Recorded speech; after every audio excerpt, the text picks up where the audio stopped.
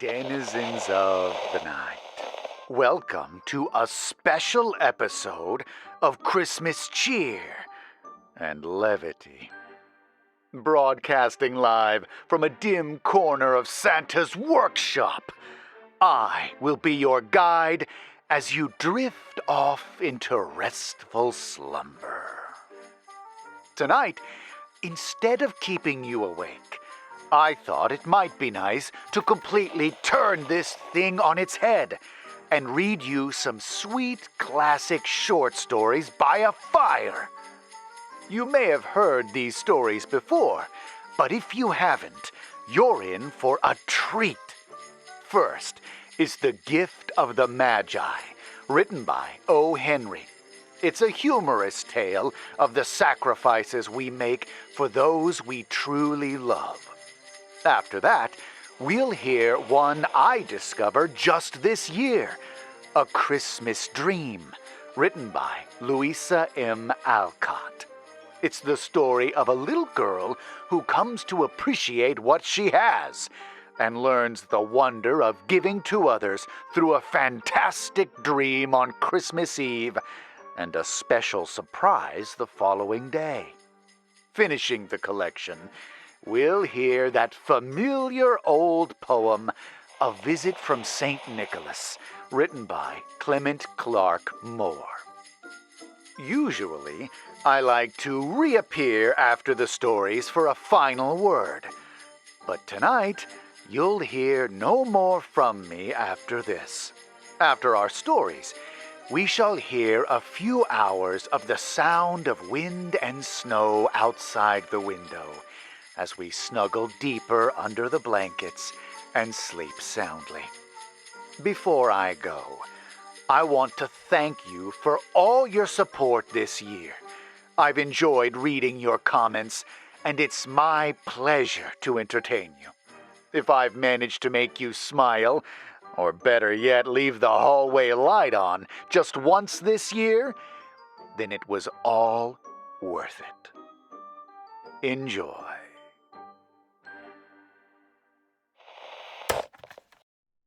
$1.87. That was all. And 60 cents of it was in pennies. Pennies saved 1 and 2 at a time by bulldozing the grocer and the vegetable man and the butcher until one's cheeks burned with the shame of cheapness that such close dealing implied. 3 times Della counted it. $1.87. And the next day would be Christmas. There was clearly nothing to do but flop down on the shabby little couch and howl. So Della did it, which instigates the moral reflection that life is made up of sobs, sniffles, and smiles, with sniffles predominating. While the mistress of the home is gradually subsiding from the first stage to the second, take a look at the home. A furnished flat at $8 per week. It did not exactly beggar description, but it certainly had that word on the lookout for the mendicancy squad.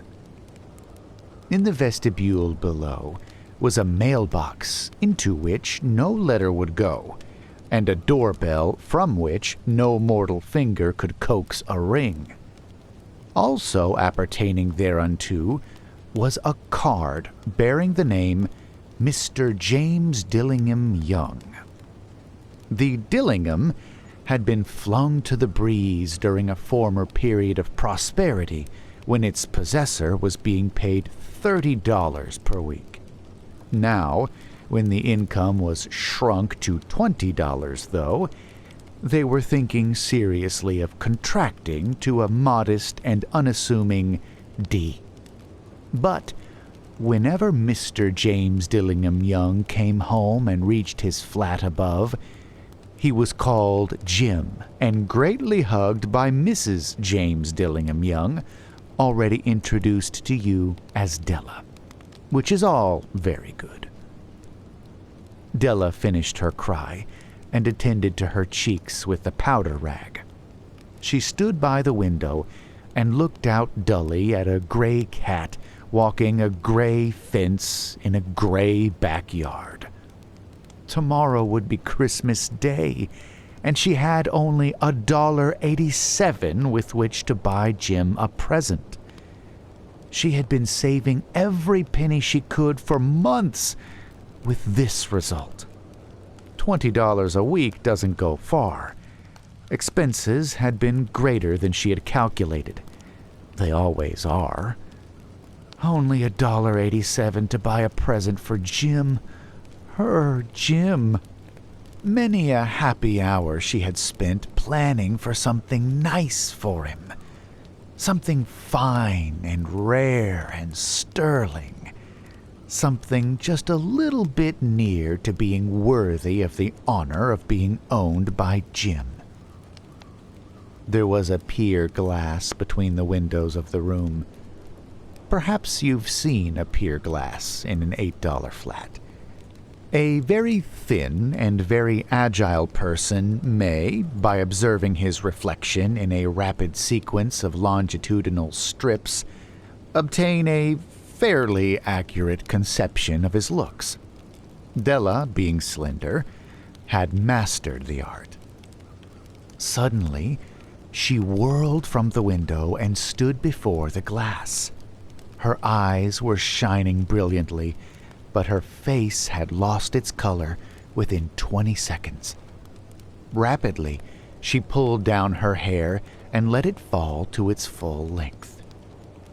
Now, there were two possessions of the James Dillingham Youngs in which they both took a mighty pride. One was Jim's gold watch that had been his father's and his grandfather's. The other was Della's hair. Had the Queen of Sheba lived in the flat across the alley, Della would have let her hair hang out the window some day to dry, just to depreciate Her Majesty's jewels and gifts. Had King Solomon been the janitor, with all his treasures piled up in the basement, Jim would have pulled out his watch every time he passed, just to see him pluck at his beard from envy. So now, Della's beautiful hair fell about her, rippling and shining like a cascade of brown waters. It reached below her knee and made itself almost a garment for her. And then she did it up again, nervously and quickly. Once she faltered for a minute, and stood still while a tear or two splashed on the worn red carpet. On went her old brown jacket. On went her old brown hat. With a whirl of skirts, and with the brilliant sparkle still in her eyes, she fluttered out the door and down the stairs to the street. Where she stopped, the sign read, Madame Safrani, hair goods of all kinds. One flight up Della ran, and collected herself, panting. Madame, large, too white, chilly, hardly looked the Safrani. "Will you buy my hair?"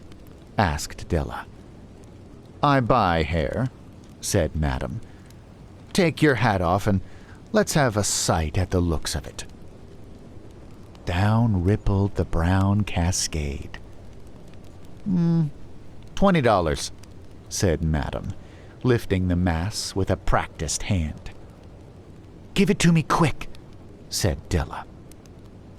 Oh, and the next 2 hours tripped by on rosy wings. Forget the hashed metaphor. She was ransacking the stores for Jim's present. She found it at last. It surely had been made for Jim and no one else. There was no other like it in any of the stores, and she had turned them all inside out. It was a platinum fob chain, simple and chaste in design, properly proclaiming its value by substance alone and not by meretricious ornamentation, as all good things should do. It was even worthy of the watch. As soon as she saw it, she knew that it must be Jim's. It was like him. Quietness and value, the description applied to both. $21 they took from her for it, and she hurried home with the 87 cents. With that chain on his watch, Jim might be properly anxious about the time in any company.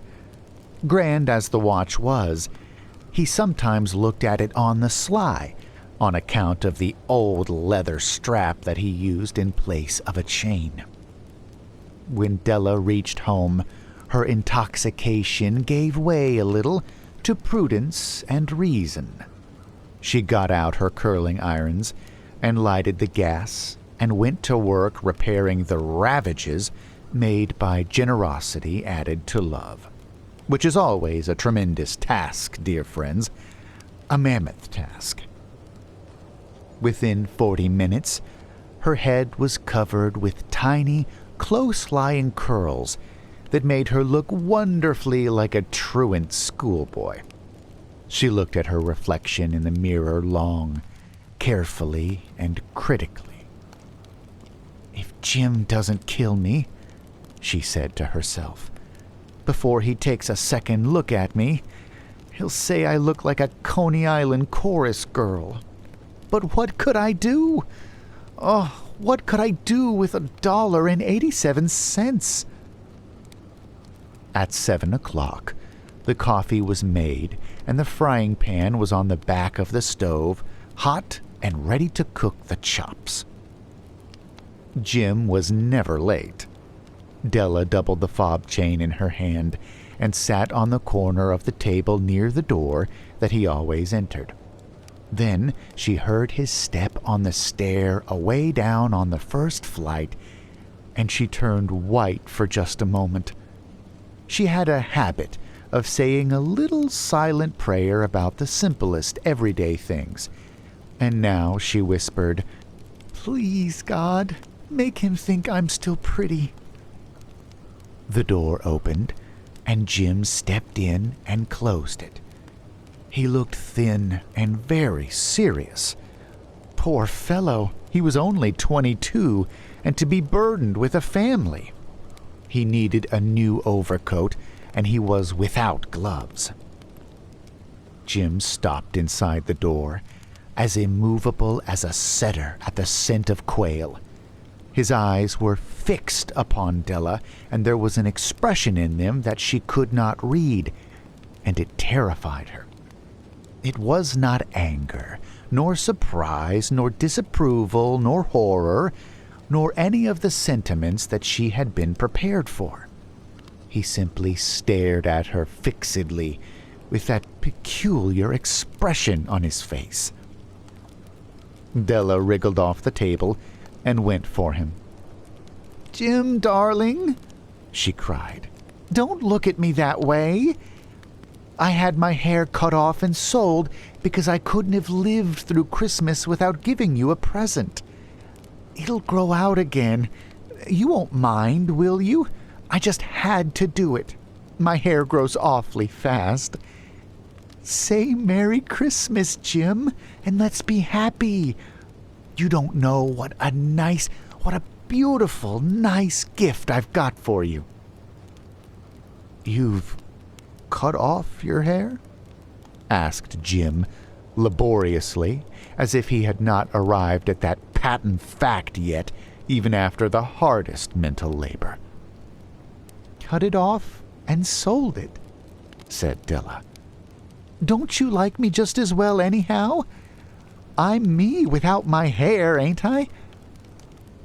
Jim looked about the room curiously.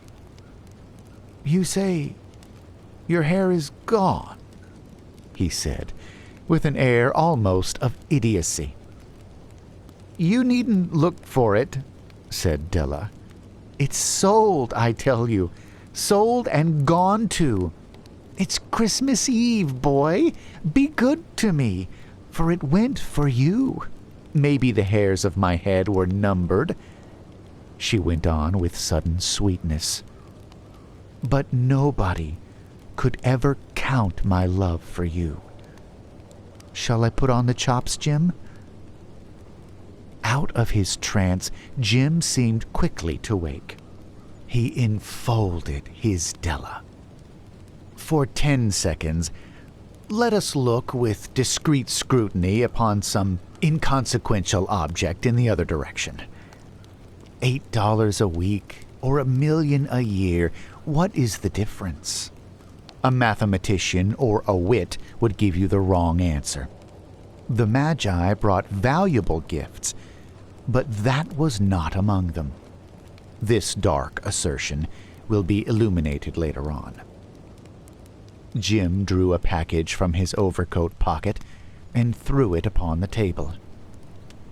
"Don't make any mistake, Dell," he said, "about me. I don't think there's anything in the way of a haircut or a shave or a shampoo that could make me like my girl any less. But if you'll unwrap that package, you may see why you had me going a while at first." White fingers and nimble tore at the string and paper, and then an ecstatic scream of joy, and then, alas, a quick change to hysterical tears and wails, necessitating the immediate employment of all the comforting powers of the lord of the flat. For there lay the combs. The set of combs, side and back, that Della had worshipped long in a Broadway window. Beautiful combs, pure tortoiseshell, with jeweled rims, just the shade to wear in the beautiful varnished hair. They were expensive combs, she knew, and her heart had simply craved and yearned over them without the least hope of possession. And now they were hers, but the tresses that should have adorned the coveted adornments were gone. But she hugged them to her bosom, and at length she was able to look up with dim eyes and a smile and say, "My hair grows so fast, Jim." And then Della leaped up like a little singed cat and cried, "Oh, oh!" Jim had not yet seen his beautiful present. She held it out to him eagerly upon her open palm. The dull, precious metal seemed to flash with a reflection of her bright and ardent spirit.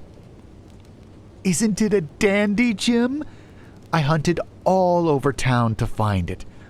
You'll have to look at the time 100 times a day now. Give me your watch. I want to see how it looks on it." Instead of obeying, Jim tumbled down on the couch and put his hands under the back of his head and smiled. "Dell," said he, "let's put our Christmas presents away and keep 'em a while. They're too nice to use just at present. I sold the watch to get the money to buy your combs. And now suppose you put the chops on." The Magi, as you know, were wise men, wonderfully wise men, who brought gifts to the babe in the manger. They invented the art of giving Christmas presents. Being wise, their gifts were no doubt wise ones, possibly bearing the privilege of exchange in case of duplication. And here I have lamely related to you the uneventful chronicle of two foolish children in a flat who most unwisely sacrificed for each other the greatest treasures of their house. But in a last word to the wise of these days, let it be said that of all who give gifts, these two were the wisest. Of all who give and receive gifts, people like them are the wisest. Everywhere they are wisest. They are the Magi. A Christmas Dream and How It Came True by Louisa Alcott. I'm so tired of Christmas. I wish there would never be another one, exclaimed a discontented-looking little girl as she sat idly watching her mother arrange a pile of gifts 2 days before they were to be given. Why, Effie, what a dreadful thing to say! You are as bad as old Scrooge, and I'm afraid something will happen to you as it did to him if you don't care for dear Christmas, answered Mamma, almost dropping the silver horn she was filling with delicious candies. Who was Scrooge? What happened to him? Asked Effie, with a glimmer of interest in her listless face as she picked out the sourest lemon drop she could find, for nothing sweet suited her just then. He was one of Dickens's best people, and you can read the charming story someday. He hated Christmas until a strange dream showed him how dear and beautiful it was, and made a better man of him. I shall read it, for I like dreams, and have a great many curious ones myself. But they don't keep me from being tired of Christmas, said Effie, poking discontentedly among the sweeties for something worth eating. Why are you tired of what should be the happiest time of all the year? Asked Mamma anxiously. Perhaps I shouldn't be if I had something new, but it is always the same, and there isn't any more surprise about it. I always find heaps of goodies in my stocking. Don't like some of them, and soon get tired of those I do like. We always have a great dinner, and I eat too much and feel ill next day. Then there's a Christmas tree somewhere, with a doll on top, or a stupid old Santa Claus, and children dancing and screaming over bonbons and toys that break, and shiny things that are of no use. Really, Mama, I've had so many Christmases all alike, and I don't think I can bear another one. And Effie laid herself flat on the sofa as if the mere idea was too much for her. Her mother laughed at her despair and was sorry to see her little girl so discontented when she had everything to make her happy and had known but 10 Christmas days. Suppose we don't give you any presents at all. How would that suit you? Asked Mamma, anxious to please her spoiled child. I should like one large and splendid one, and one dear little one to remember some very nice person by, said Effie, who was a fanciful little body full of odd whims and notions which her friends loved to gratify regardless of time, trouble, or money, for she was the last of 3 little girls and very dear to all the family. Well, my darling, I will see what I can do to please you, and not say a word until all is ready, if I could only get a new idea to start with. And Mamma went on tying up her pretty bundles with a thoughtful face, while Effie strolled to the window to watch the rain that kept her indoors and made her dismal. Seems to me poor children have better times than rich ones. I can't go out, and there is a girl about my age splashing along without any maid to fuss about rubber shoes and cloaks and umbrellas and colds. I wish I was a beggar girl. Would you like to be hungry, cold, and ragged? To beg all day and sleep on an ash heap at night? Asked Mamma, wondering what would come next. Cinderella did, and had a nice time in the end.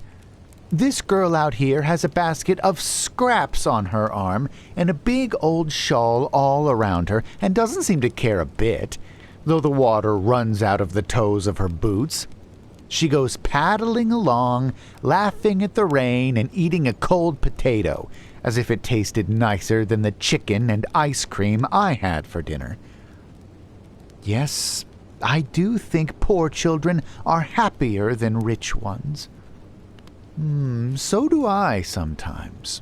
At the orphan asylum today, I saw 24 merry little souls who have no parents, no home, and no hope of Christmas beyond a stick of candy or a cake. Oh, I wish you'd been there to see how happy they were, playing with the old toys some richer children had sent them. You may give them all of mine. I'm so tired of them, I never want to see them again, said Effie, turning from the window to the pretty baby house full of everything a child's heart could desire. I will, and let you begin again with something you will not tire of, if I can only find it. And Mama knit her brows, trying to discover some grand surprise for this child who didn't care for Christmas. Nothing more was said then, and wandering off to the library, Effie found A Christmas Carol, and, curling herself up in the sofa corner, read it all before tea. Some of it she did not understand, but she laughed and cried over many parts of the charming story and felt better without knowing why.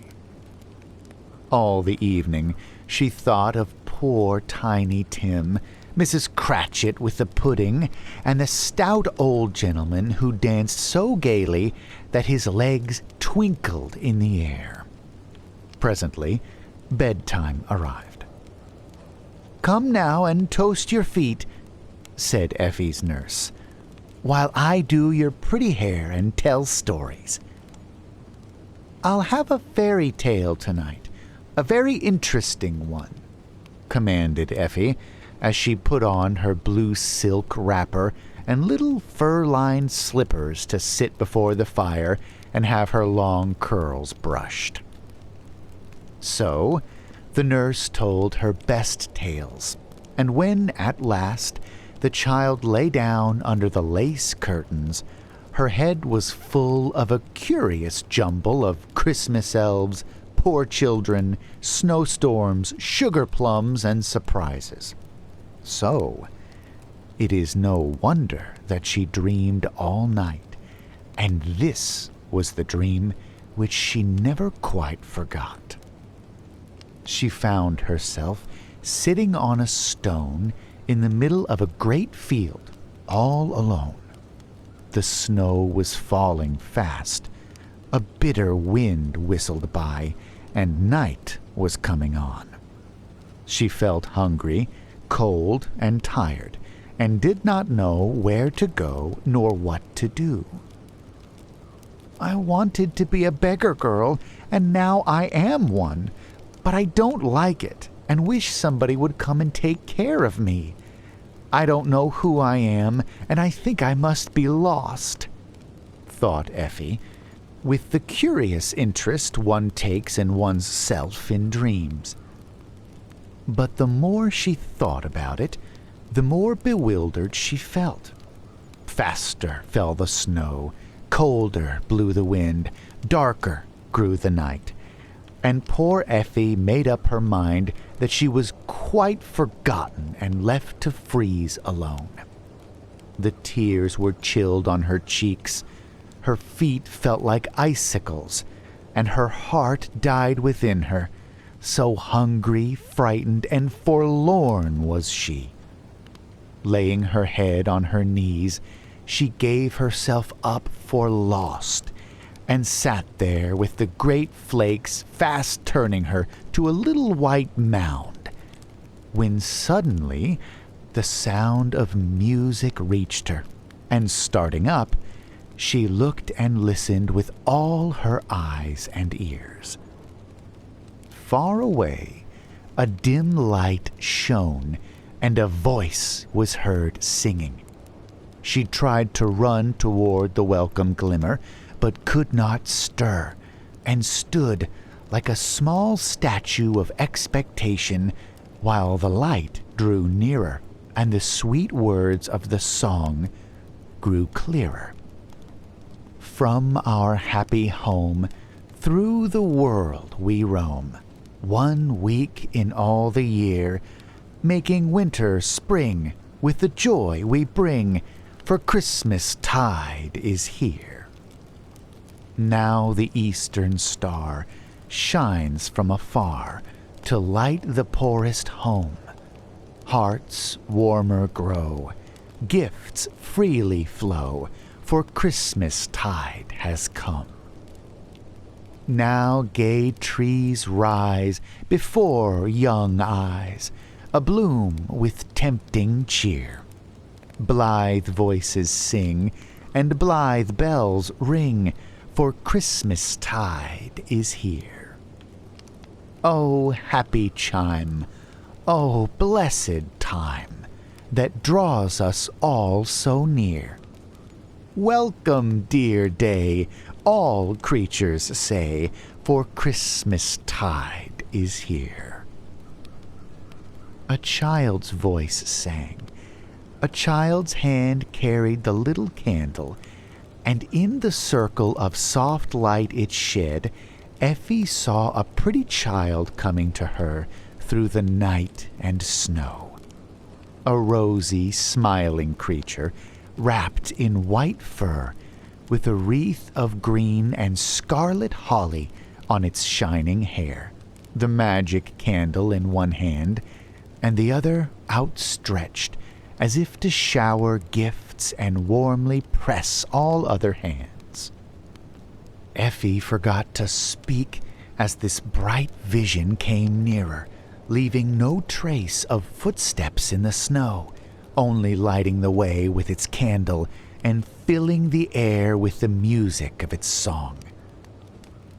"Dear child, you are lost, and I have come to find you," said the stranger, taking Effie's cold hands in his, with a smile like sunshine, while every holly berry glowed like a little fire. "Do you know me?" asked Effie, feeling no fear but a great gladness at his coming.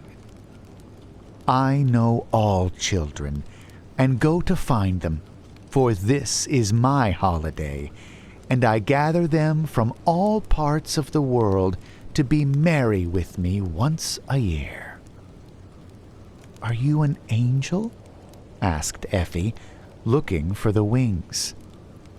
"No, I am a Christmas spirit, and live with my mates in a pleasant place, getting ready for our holiday, when we are let out to roam about the world, helping make this a happy time for all who will let us in.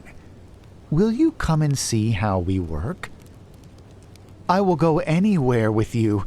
Don't leave me again," cried Effie gladly. "First, I will make you comfortable. This is what we love to do. You are cold, and you shall be warm. Hungry, and I will feed you. Sorrowful, and I will make you gay." With the wave of his candle, all 3 miracles were wrought, for the snowflakes turned to a white fur cloak and hood on Effie's head and shoulders.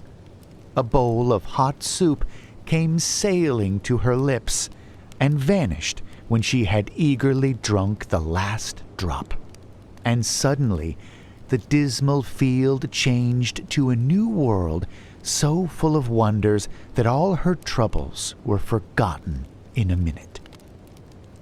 Bells were ringing so merrily that it was hard to keep from dancing. Green garlands hung on the walls, and every tree was a Christmas tree, full of toys and blazing with candles that never went out. In one place, many little spirits sewed like mad on warm clothes, turning off work faster than any sewing machine ever invented, and great piles were made ready to be sent to poor people. Other busy creatures packed money into purses and wrote checks which they sent flying away on the wind, a lovely kind of snowstorm to fall into a world below full of poverty.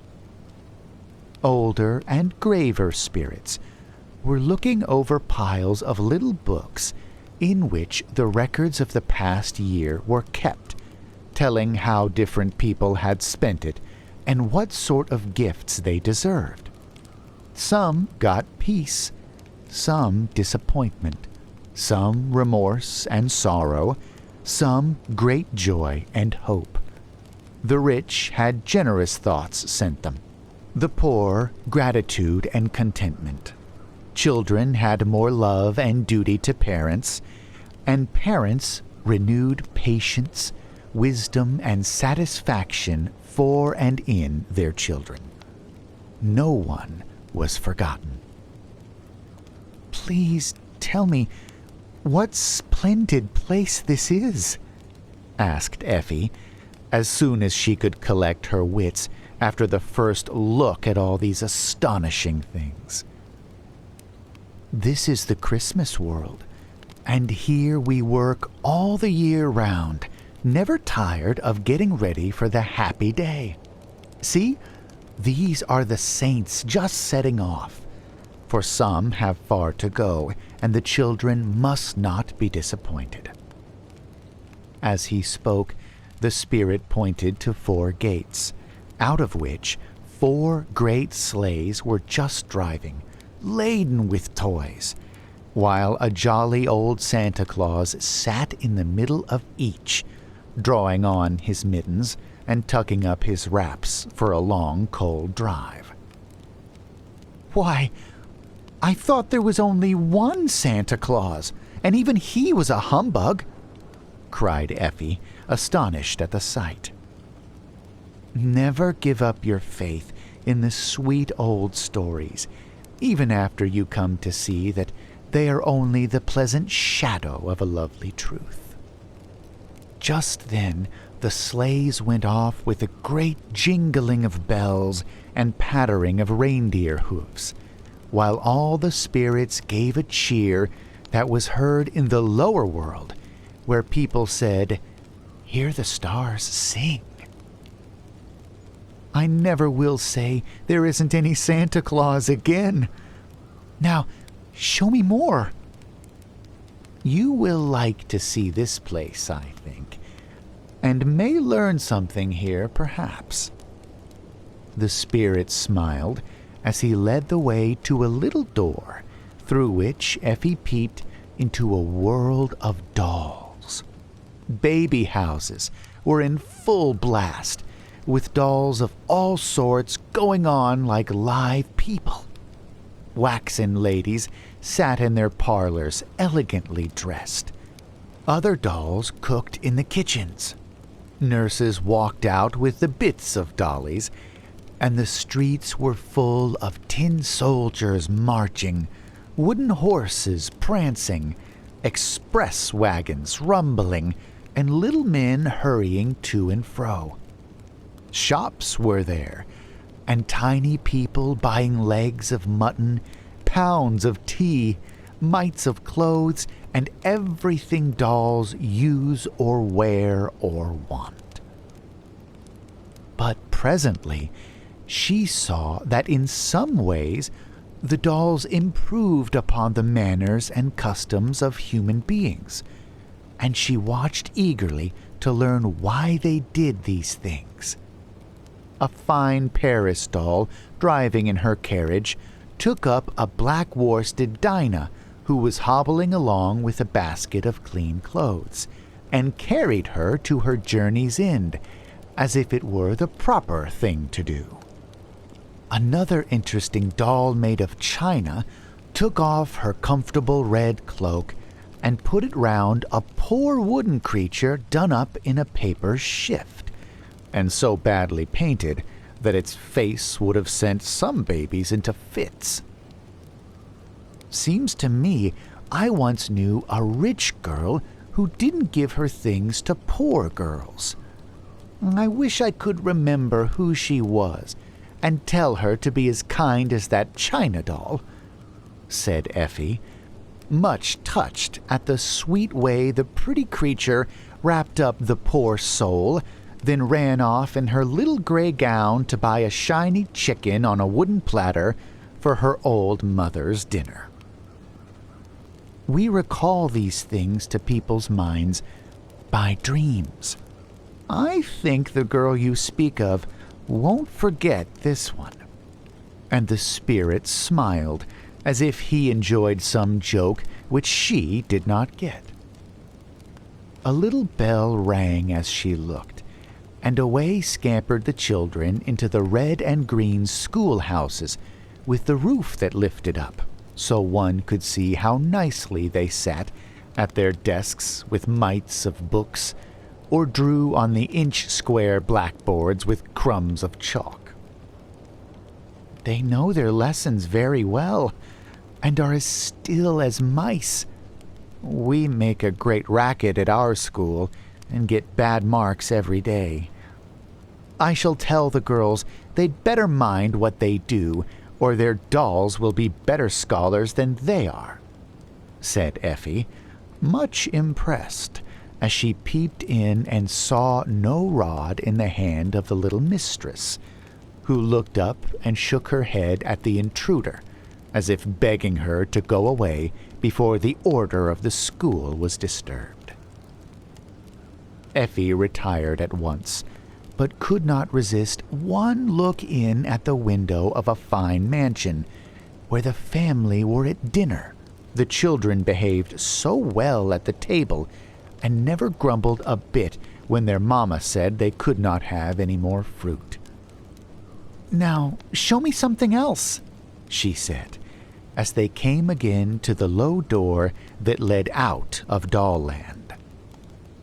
"You have seen how we prepare for Christmas. Let me show you where we love best to send our good and happy gifts," answered the spirit, giving her his hand again. "Oh, I know. I've seen ever so many," began Effie, thinking of her own Christmases. "No, you have never seen what I will show you. Come away and remember what you see tonight." Like a flash, that bright world vanished, and Effie found herself in a part of the city she'd never seen before. It was far away from the gayer places, where every store was brilliant with lights and full of pretty things, and every house wore a festival air, while people hurried to and fro with merry greetings.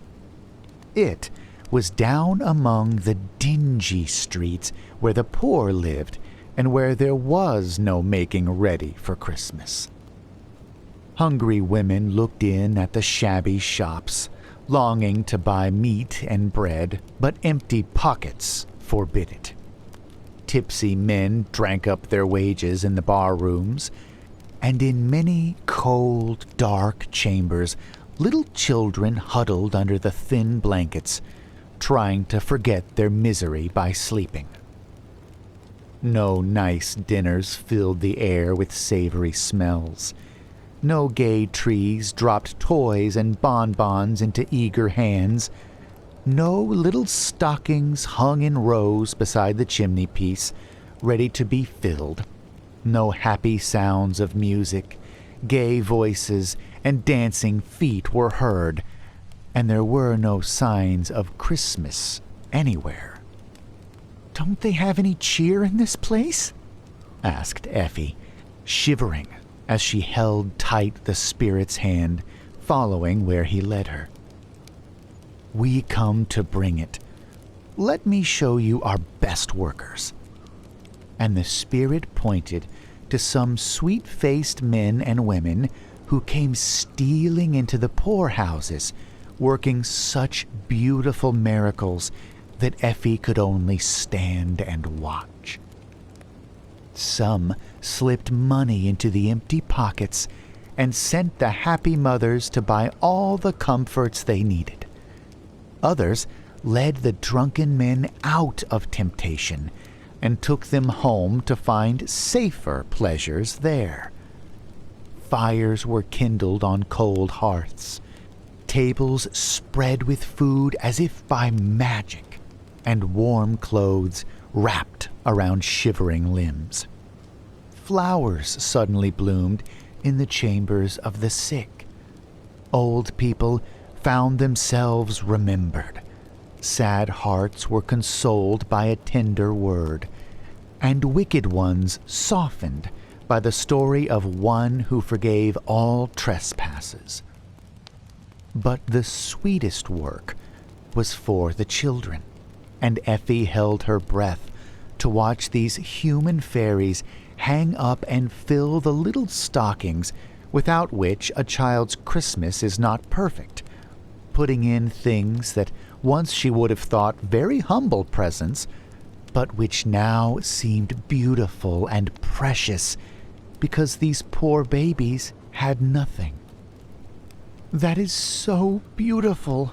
I wish I could make Merry Christmases as these good people do, and be loved and thanked as they are," said Effie, softly, as she watched the busy men and women do their work and steal away without thinking of any reward but their own satisfaction. "You can, if you want. I have shown you the way. Try it, and see how happy your own holiday will be hereafter." As he spoke, the spirit seemed to put his arms about her and vanished with a kiss. "Oh, stay and show me more," cried Effie, trying to hold him back. "Darling, wake up and tell me why you're smiling in your sleep," said a voice in her ear, and opening her eyes, there was Mama bending over her and morning sunshine streaming into the room. "Are they all gone? Did you hear the bells? Wasn't it splendid?"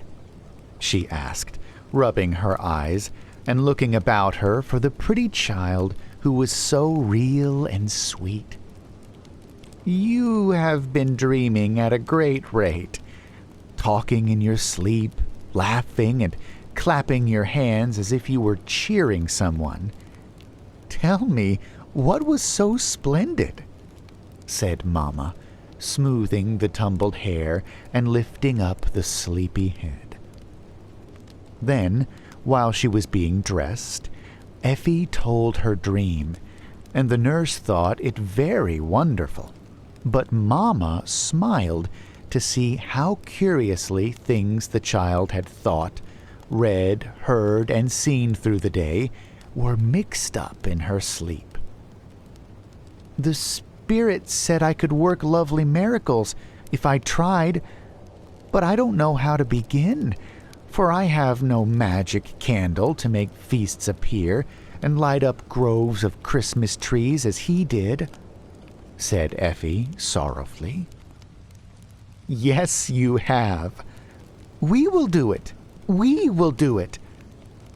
And clapping her hands, Mama suddenly began to dance all over the room as if she had lost her wits. "How? How?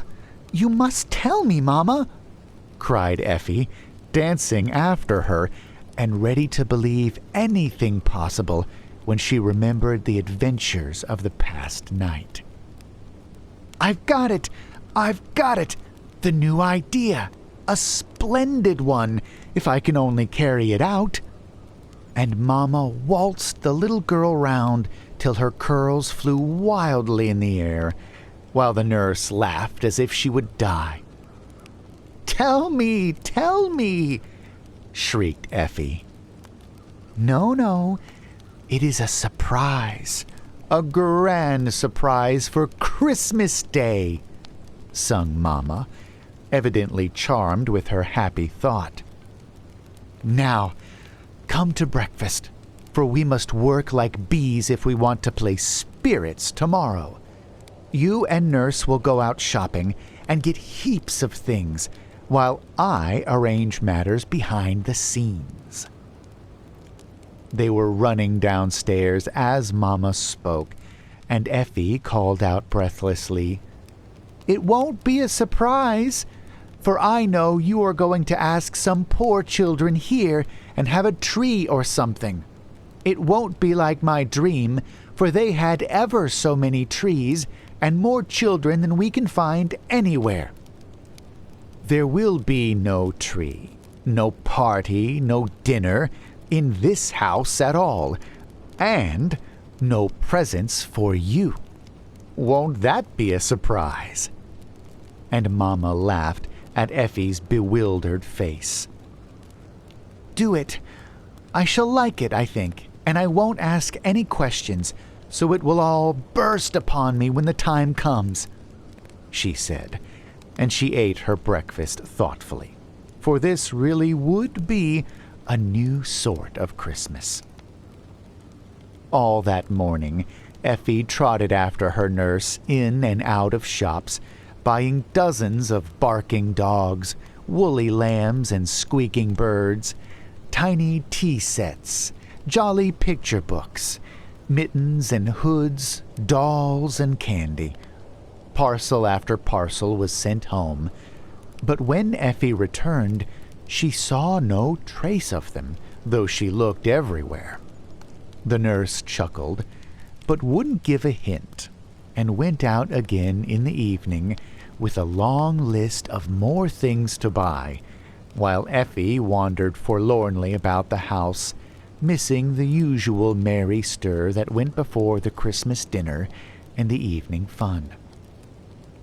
As for Mama, she was quite invisible all day and came in at night so tired that she could only lie on the sofa to rest, smiling as if some very pleasant thought made her happy in spite of weariness. "Is the surprise going on all right?" asked Effie anxiously, for it seemed an immense time to wait till another evening came. "Beautifully. Better than I expected, for several of my good friends are helping, or I couldn't have done it as I wish. Oh, I know you will like it, dear, and long remember this new way of making Christmas merry." Mama gave her a very tender kiss, and Effie went to bed. The next day was a very strange one, for when she woke, there was no stocking to examine, no pile of gifts under her napkin, no one said Merry Christmas to her, and the dinner was just a normal one.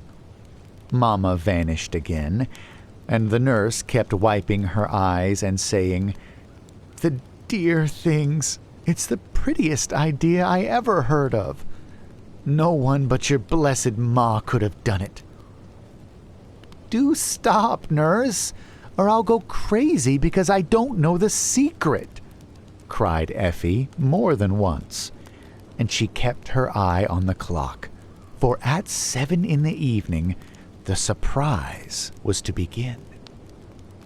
The longed-for hour arrived at last, and the child was too excited to ask questions when Nurse put on her cloak and hood, led her to the carriage, and they drove away, leaving their house the one dark and silent one in the row.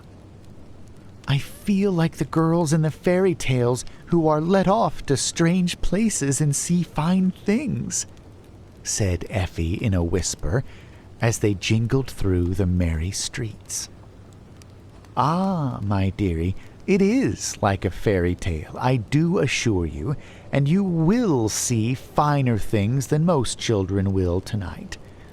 Steady now, and do just as I tell you, and don't say one word whatever you see," answered the nurse, quite quivering with excitement as she patted a large box in her lap and nodded and laughed with twinkling eyes.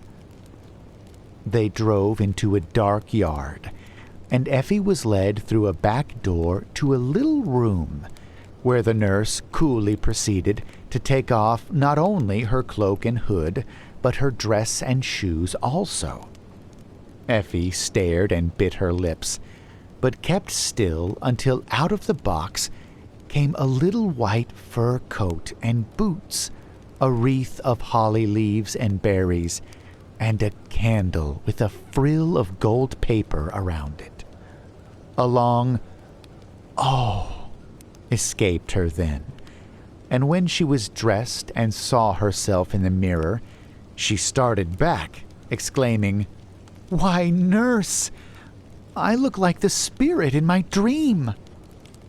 "So you do, and that's the part you are to play, my pretty. Now, quiet, while I cover your eyes and put you in your spot." "Shall I be afraid?" whispered Effie, full of wonder, for as they went out, she heard the sound of many voices, the tramp of many feet, and, in spite of the blindfold, she was sure a great light shone upon her when she stopped. "You needn't be afraid.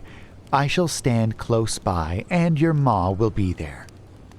After the handkerchief was tied about her eyes, the nurse led Effie up some steps and placed her on a high platform, where something like leaves touched her head, and the soft snap of lamps seemed to fill the air.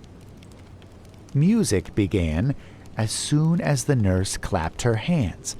The voices outside sounded nearer, and the tramp of boots was evidently coming up the stairs.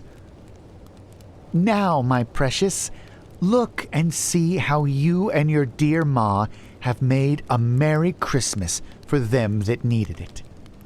Off went the bandage, and for a minute Effie really did think she was asleep again, for she actually stood in a grove of Christmas trees, all gay and shining as in her vision.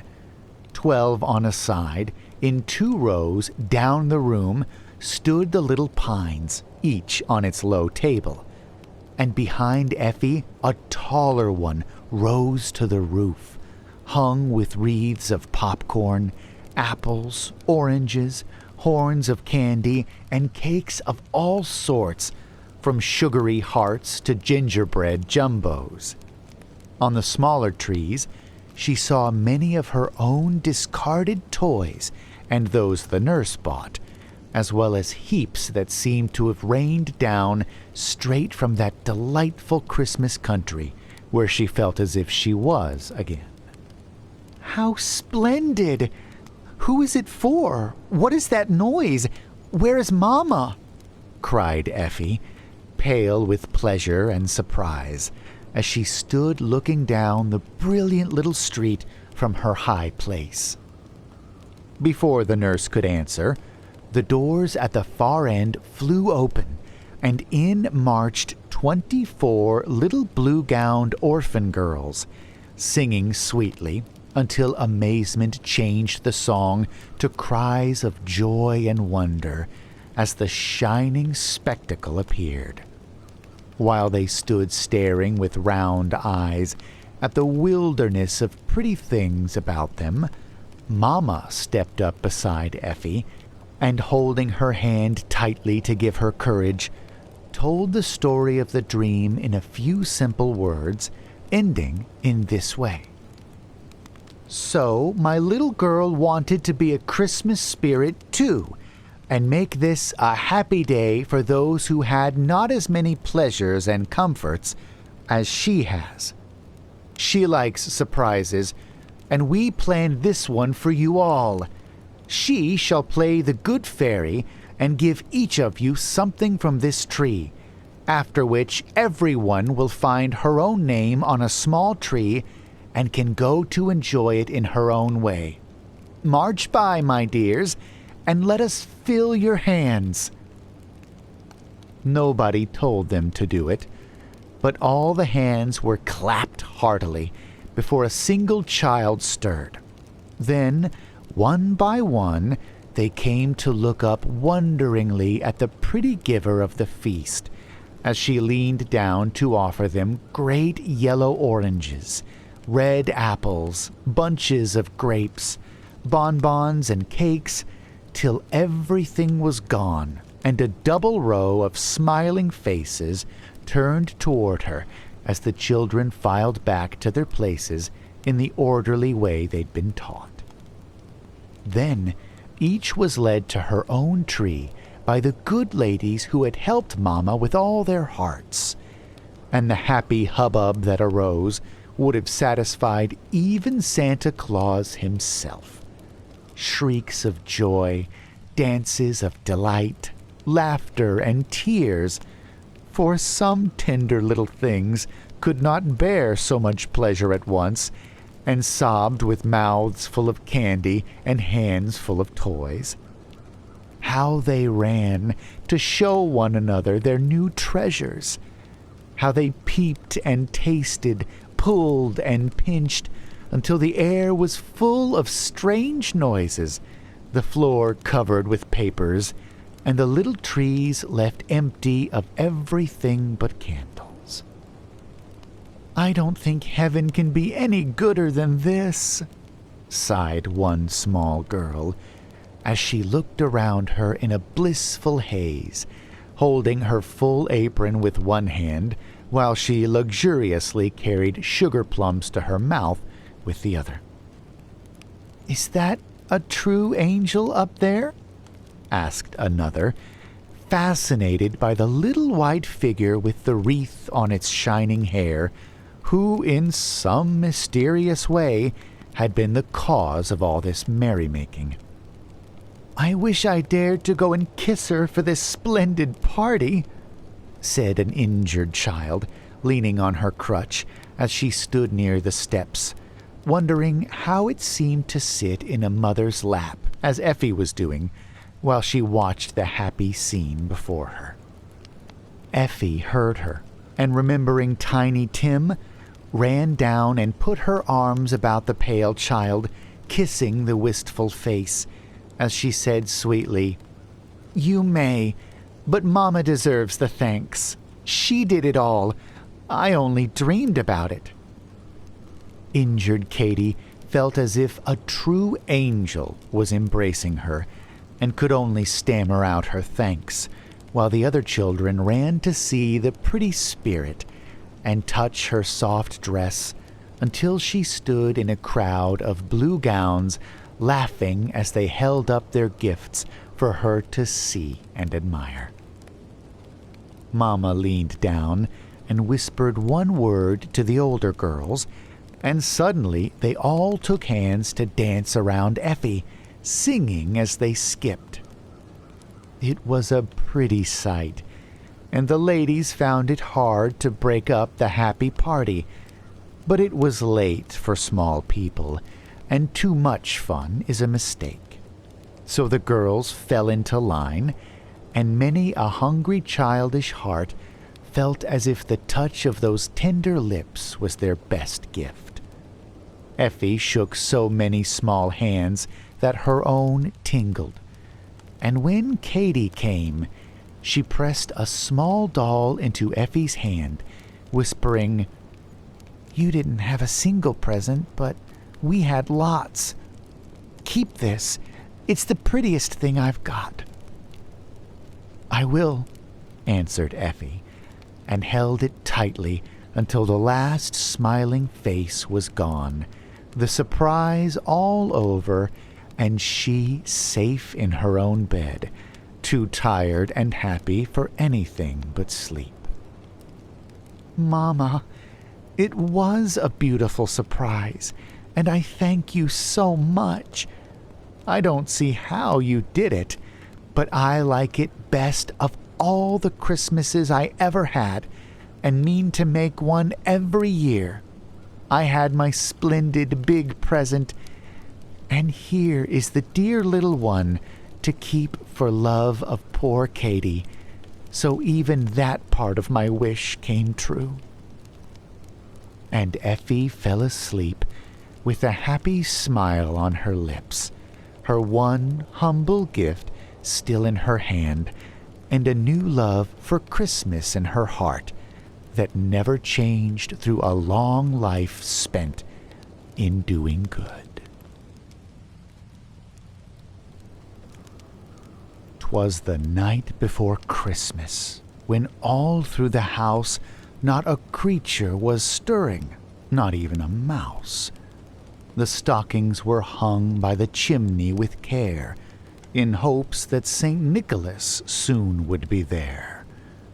The children were nestled all snug in their beds, while visions of sugar plums danced in their heads. And Mamma in her kerchief, and I in my cap, had just settled our brains for a long winter's nap, when out on the lawn there arose such a clatter, I sprang from my bed to see what was the matter. Away to the windows I flew like a flash, tore open the shutters, and threw up the sash. The moon on the breast of the new fallen snow gave the shine of midday to objects below. But what to my wondering eyes did appear but a miniature sleigh and 8 tiny reindeer, with a little old driver so lively and quick, I knew in a moment he must be St. Nick. More rapid than eagles his stallions they came, and he whistled and shouted and called them by name. "Now, Dasher! Now, Dancer! Now, Prancer and Vixen! On, Comet! On, Cupid! On, Donder and Blitzen! To the top of the porch! To the top of the wall! Now dash away! Dash away! Dash away all!" Like leaves that before the wild hurricane fly when they meet with an obstacle, mount to the sky, so up to the housetop the coursers they flew, with the sleigh full of toys and St. Nicholas too. And then in a twinkling I heard on the roof the prancing and pawing of each little hoof. As I drew in my head and was turning around, down the chimney St. Nicholas came with a bound. He was dressed all in fur from his head to his foot, and his clothes were all tarnished with ashes and soot. A bundle of toys he had flung on his back, and he looked like a peddler just opening his pack. His eyes, how they twinkled! His dimples, how merry!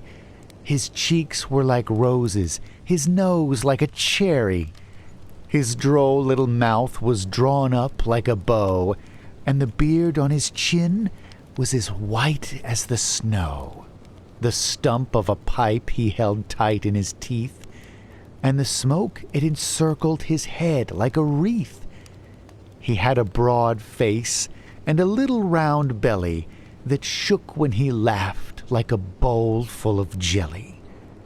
He was chubby and plump, a right jolly old elf, and I laughed when I saw him in spite of myself.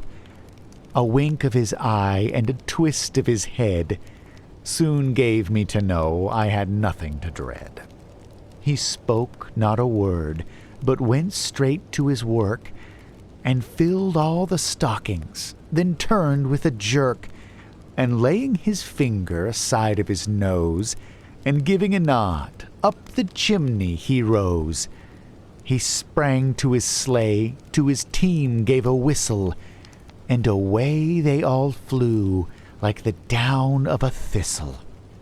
But I heard him exclaim, ere he drove out of sight, "Happy Christmas to all, and to all a good night."